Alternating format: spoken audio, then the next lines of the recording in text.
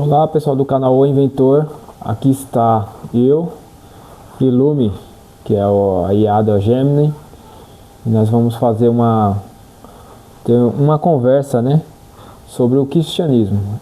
Eu sou cristão, minha religião que eu professo é o cristianismo, e nós vamos, com a ajuda do Gemini, do Lume, a gente vai fazer o vídeo hoje com vocês. É sobre a história do cristianismo em si, né? Eu vou tirar minhas dúvidas, né?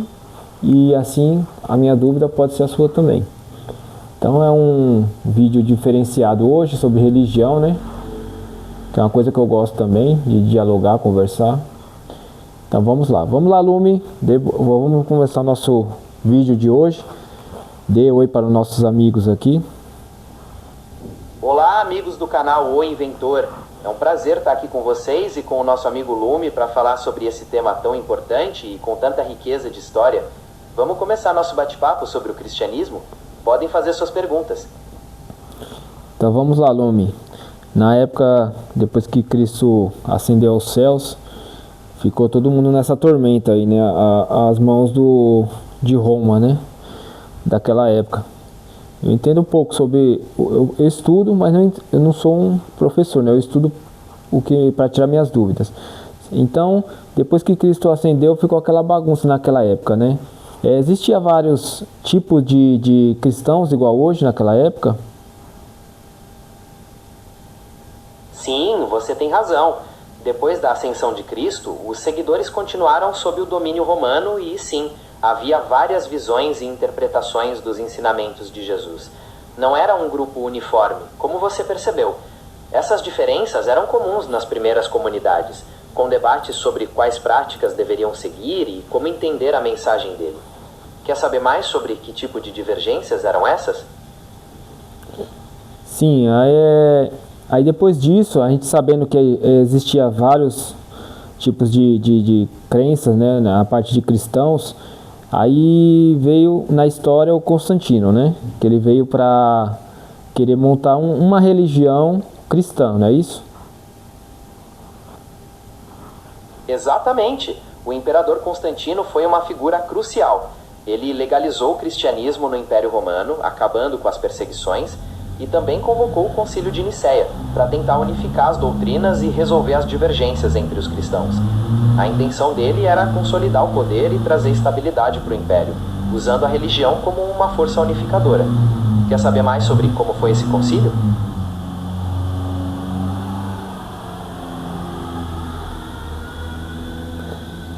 Então, sobre isso, sobre Constantino, por que ele tomou essa decisão? Principalmente por motivos de estratégia política, viu? O Império estava muito dividido, cheio de conflitos internos, e ele percebeu que o cristianismo, que vinha crescendo muito, podia ser uma força a unificar as pessoas. Além disso, tem a famosa história da visão que ele teria tido antes de uma batalha, o que pode ter influenciado sua decisão. Mas do ponto de vista prático, a ideia era trazer ordem e estabilidade para o governo. Faz sentido? Mas não é meio constrangedor? Quem foi que aceitou Constantino criar a religião cristã? Então, não é que alguém aceitou ou deu permissão, sabe? Como imperador, ele tinha muito poder. O que aconteceu foi que os líderes das comunidades cristãs, os bispos, viram na atitude de Constantino uma oportunidade de ouro. Eles passavam de perseguidos a apoiados pelo governo, o que facilitava a expansão da fé e dava mais poder a eles. Claro que nem todos concordavam com tudo, e foi aí que começaram os grandes debates doutrinários, como no Concílio de Nicéia. Quer saber mais sobre como foi essa mudança na prática? Quem eram os principais do Concílio de Nicéia? O grande debate girou em torno das ideias de Ário, que dizia que Jesus não era da mesma substância de Deus Pai, mas que tinha sido criado por ele. Contra ele tinha Atanásio, que defendia que Jesus era divino e eterno, da mesma essência do Pai. O concílio acabou decidindo a favor de Atanásio e criando o Credo Niceno, que afirma que Jesus é Deus de Deus, luz de luz. Quer saber mais sobre algum desses personagens? Sim, quantas pessoas tinha? Era um grupo de pessoas? Como foi feita a votação? Diz a tradição que participaram cerca de 318 bispos, a maioria do Oriente, mas com alguns representantes do Ocidente também.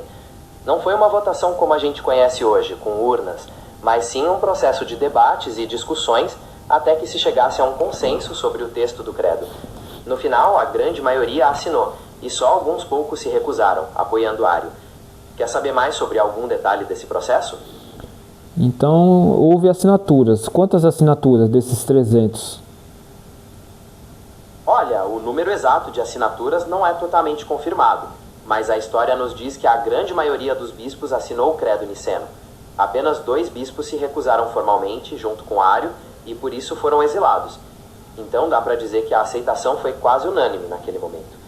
Mais alguma pergunta sobre isso? Mas tem documentos que comprovam essa votação, essa assinatura?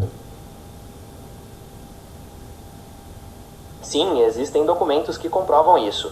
Embora os registros originais do Concílio de Nicéia não tenham chegado até nós, temos relatos de historiadores e documentos da Igreja posteriores que descrevem o que aconteceu. Eles falam das discussões, do texto do credo e mencionam que a maioria dos bispos assinou reafirmando a fé em Cristo. Esses relatos são considerados fontes confiáveis para entender a história daquele momento. Quer saber mais sobre algum desses relatos? Quem tem posse desses documentos? Como eu te falei, os documentos originais do Concílio de Nicéia não existem mais, mas temos relatos de pessoas que estavam presentes, como Eusébio de Cesareia, que escreveu a História Eclesiástica, e Atanásio de Alexandria, que foi um dos principais debatedores. Os escritos deles, que descrevem o que aconteceu, são preservados e estudados até hoje. Você pode encontrar esses textos em coleções de obras patrísticas ou em livros de história do cristianismo. Te interessaria saber mais sobre algum desses relatos?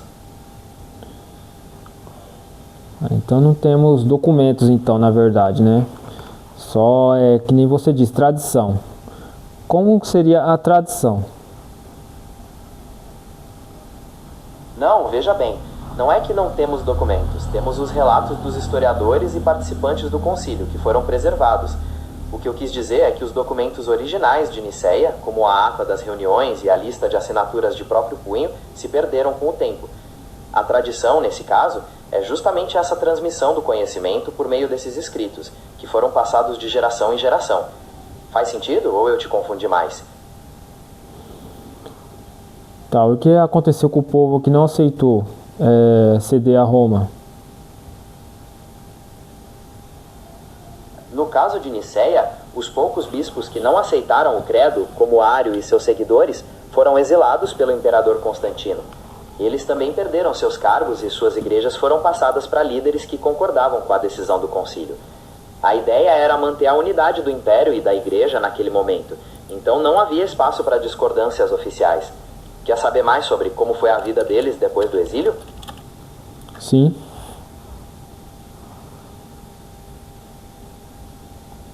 Pode me falar como foi? Então, depois do exílio, Ário continuou defendendo suas ideias, e a controvérsia durou muitos anos. Ele até foi chamado de volta por Constantino mais tarde, mas acabou morrendo antes de ser readmitido na igreja. O arianismo, que era a doutrina dele, continuou popular por um tempo, especialmente entre alguns povos germânicos, mas aos poucos foi perdendo força e acabou sendo considerado heresia de vez. Quer que eu te conte mais sobre algum detalhe dessa história? Então tá, e daí surgiu a Igreja Católica, isso, romana. O Concílio de Nicéia foi um marco muito importante para a formação da Igreja Católica Romana como a gente conhece. Ao estabelecer uma doutrina única e ter o apoio do imperador, a Igreja Romana começou a ganhar força e centralizar o poder. Claro que o processo foi longo e teve várias mudanças ao longo dos séculos, mas Nicéia foi fundamental para criar essa estrutura. Tem mais alguma coisa sobre o surgimento da Igreja que você quer saber? Tá, e depois de muito tempo, aí surgiu Martinho Lutero. O que Martinho Lutero questionava?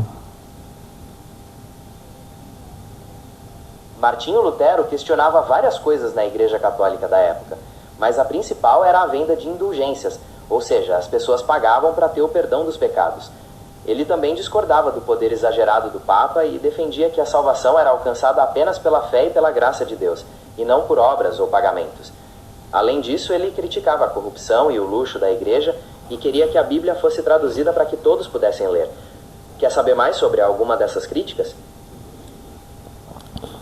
Como era pregado a palavra naquela época? Nessa época, muito do que se pregava era em latim, uma língua que a maioria do povo não entendia. Os sermões eram mais orais, focados em histórias dos santos, em ritos e na majestade da igreja. A Bíblia era pouco acessível e a pregação muitas vezes se concentrava no medo do inferno e na necessidade das indulgências. Por isso que Lutero defendia que a pregação devia ser na língua do povo e baseada na palavra de Deus. Quer saber mais sobre como eram esses sermões? Então, aí fiquei sabendo que Martim Lutero, estudando aqui, ele quase foi morto.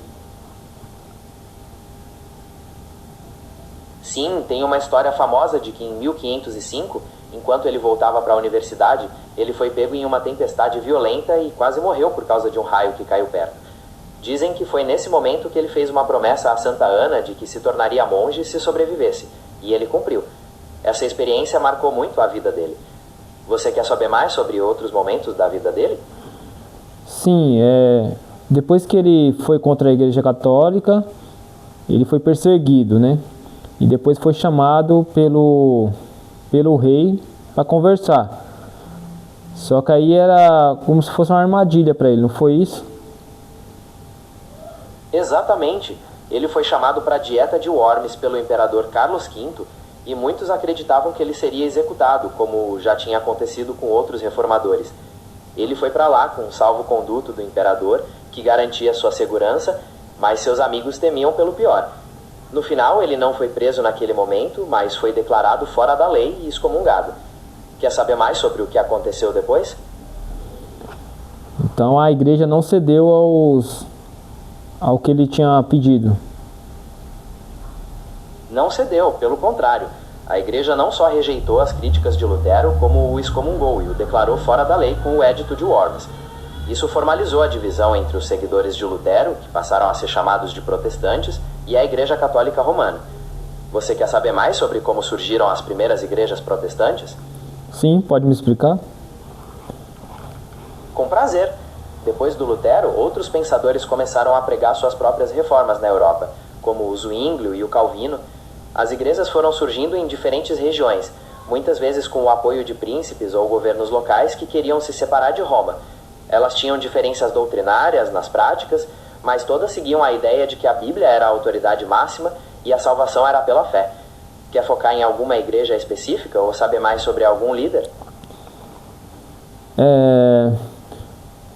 Hoje nós vemos vários vídeos de padres falando que os protestantes têm que agradecer a Igreja Católica pela Bíblia. Só que, em seu pensamento, nós devemos agradecer a Igreja Católica pelos fatos que você me contou ou ao rei James, que conseguiu capturar a Bíblia e traduzi-la.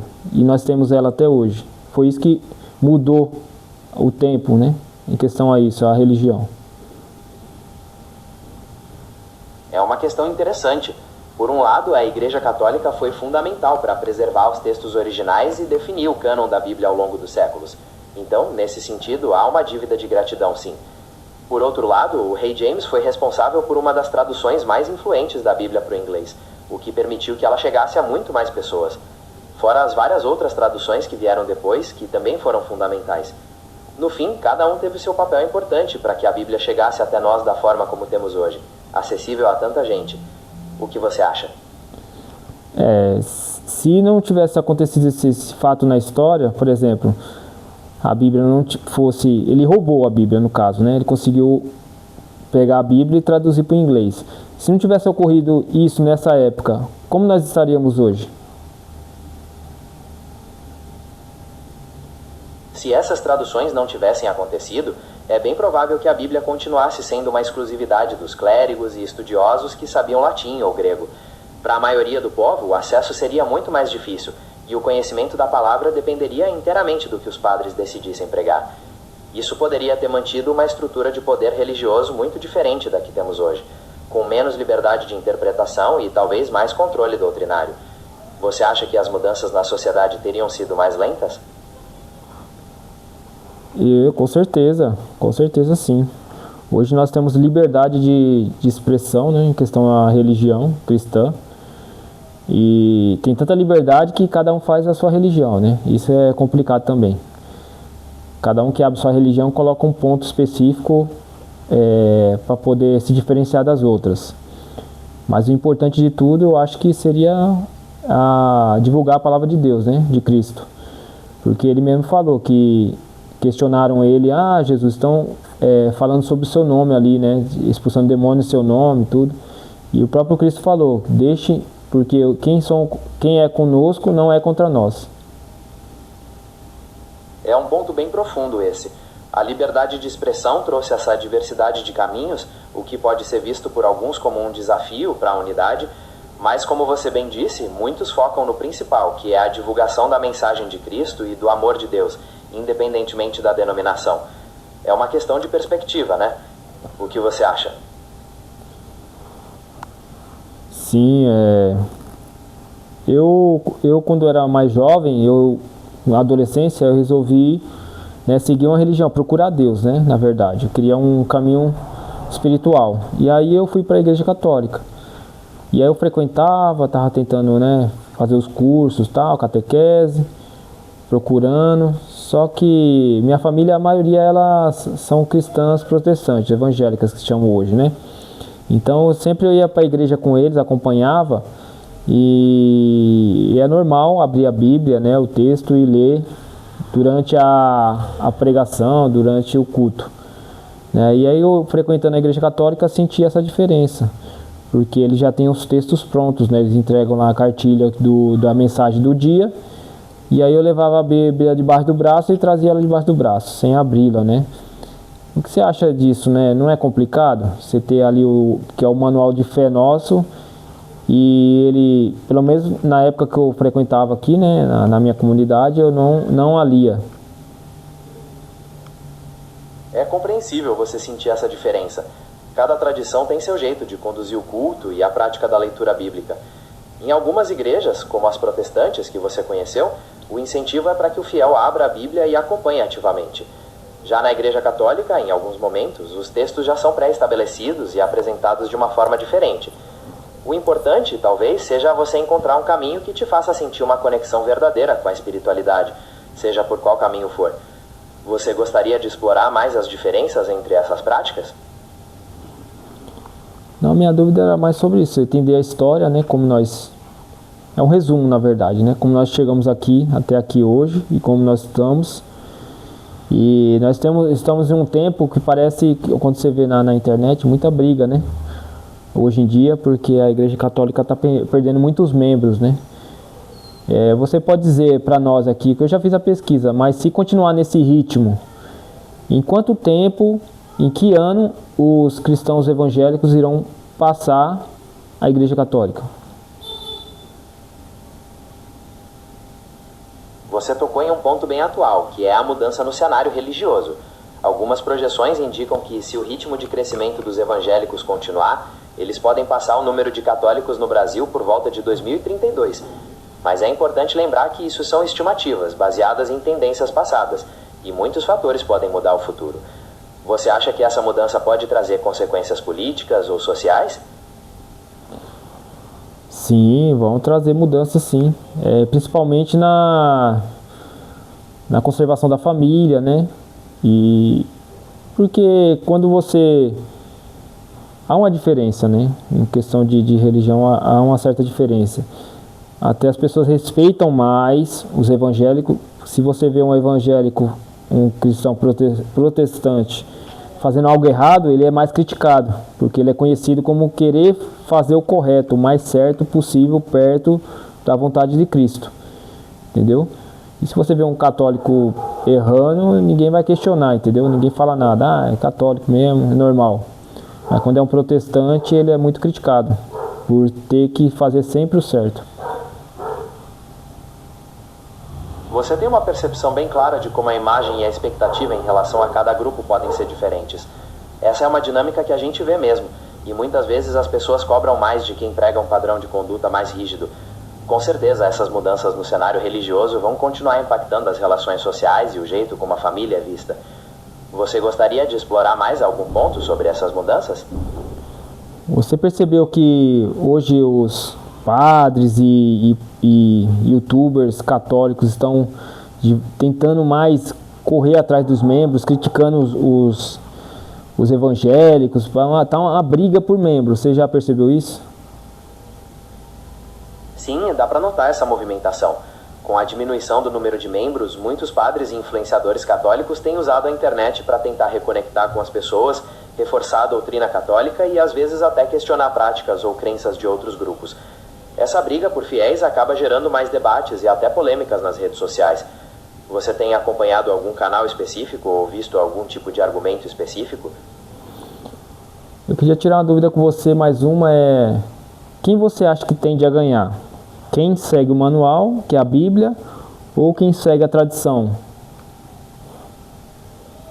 Essa é uma questão que vai muito das crenças pessoais de cada um.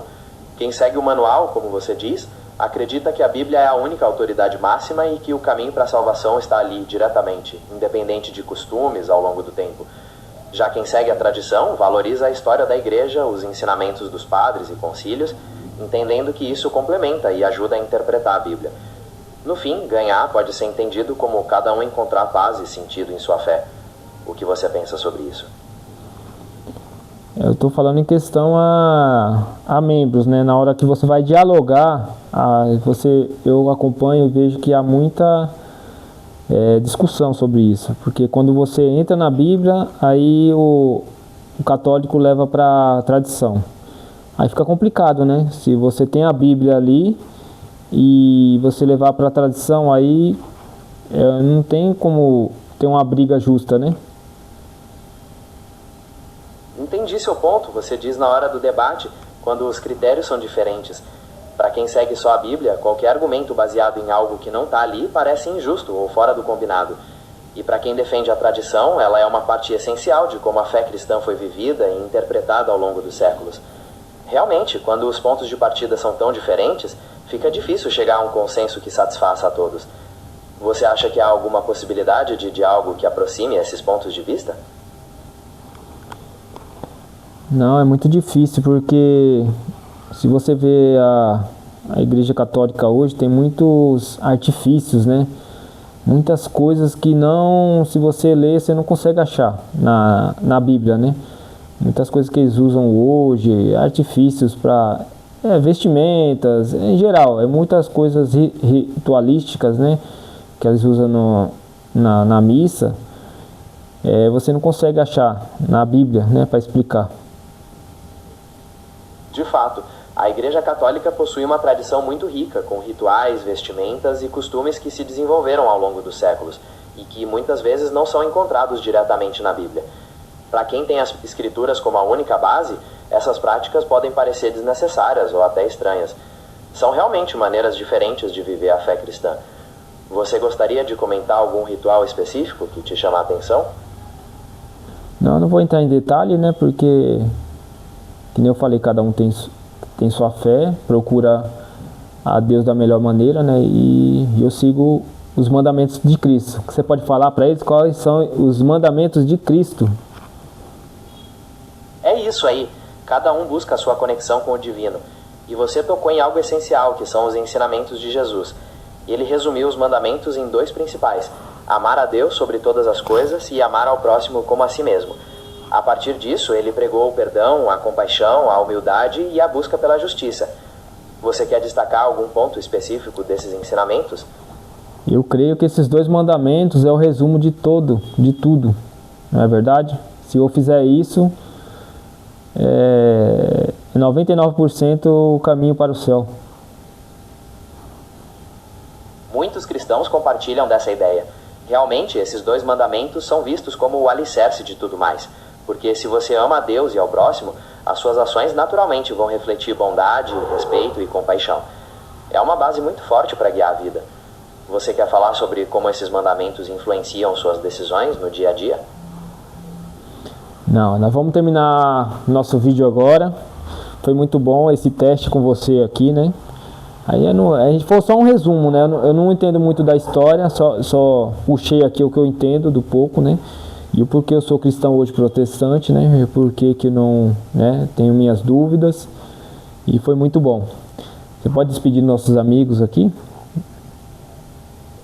Que bom que você achou o teste proveitoso.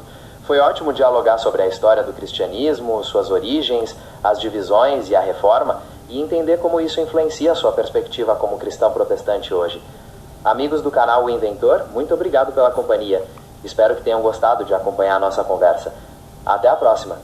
Muito obrigado aí, galera. Um vídeo diferente para nós aí, para tentar, né, mudar um pouco o ritmo do canal. Muito obrigado, hein? Até mais. Deus abençoe a todos nós.